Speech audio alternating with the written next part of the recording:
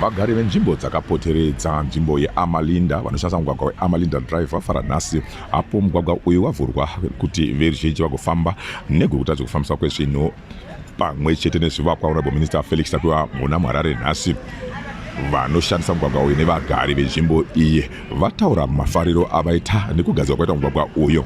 Tinonzwa kufara zvikuru nezvaitwa naPresident wedu vatinagarira nekuvhurwa kwaitwa bridge redu nekuti taakukwanisa kunge tichifamba takasununguka muvenharaunda ino yeAmalinda.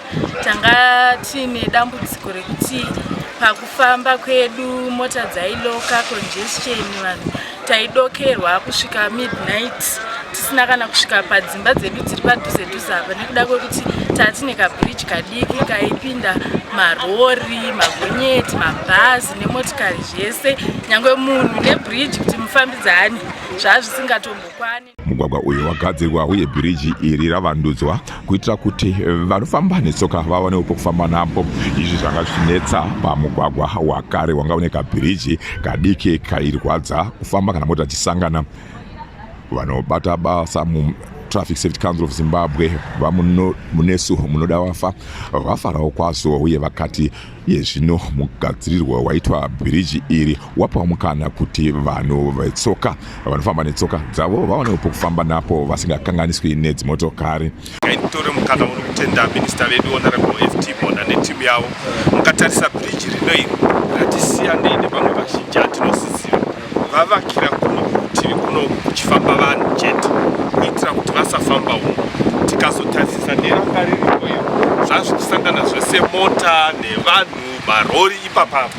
Saka toda kuvatenda zvikuru nokungokumbira kuti aiwa Zimbabwe onai zvataitirwa navatungamiri venyika. Tinovimba zvicharamba zvichiitika kwese kunogara vanhu, mabridge akadai achibuda vanhu vofamba nokunze, mota dzofamba noumu, njodzi dzoita dzishoma. Mugwagwa uyu wembudzi interchange paAmalinda Drive chikamu chembudzi interchange yose zvayo iyi nemabridge anosvika 15 uye mabridge 11 chete atopera kusanganisira bridge iri rapana Amalinda. Kanzila vewadi 1 yemuHarare vautete vati vanotendawo kwazvo basa rekuitwa. Tenda zvikuru tungamiriri wenyika vamunangagwa nebasa ravari kuita nedispensation kurikidza neMinistry of Transport inotungamirira vamona. Road iyi ndiyo inotitakurira vana kubva kuushe hwekunze kuenda kuGlen Norah machipisa nekuti munzvimbo medu hatina masecondary schools, even maprimary schools hatinawo mashoma zvokuti vana vazhinji vanodzidza kuGlen Norah machipisa. Saka iyi ndo one of the busiest roads inoshandiswa. Uye Honorable Minister Felix tapiwa mona vazoti basa iri rotaswa kupera mugore rino risati rapera. Zira ndechekuti isu varidzi venyika ndiso zvakare tinoivaka ndisi tinoimhura. Dzimwe dzenguva ukangoona pane pakanganisika basa panomhanya kunge chamupupuri panze pekuti vanhu vataura kuti huyai mugadzire pakati, vanhu vanongosarudza pane patadzika. Kana tagona ngatizvipembedzei semaZimbabweans nekuti hakuna mumwe munhu achauya kuzotipa nekutipembedzera nyika yedu. Saka ndinongotenda kuti ipo patinoichita basa panenge pasina kuitika zvakanaka, isu sebandiko reministry tine mainjiniya edu uyezve tinotevera mashure titi kana mugwagwa uchinge wagadzirwa tine makore atinotarisira kuti mugwagwa iwoyo usafe.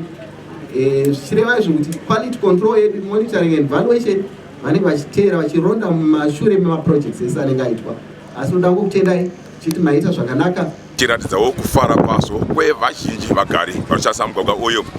Love muchakandoona masunungure via.com Amalinda Drive muHarare.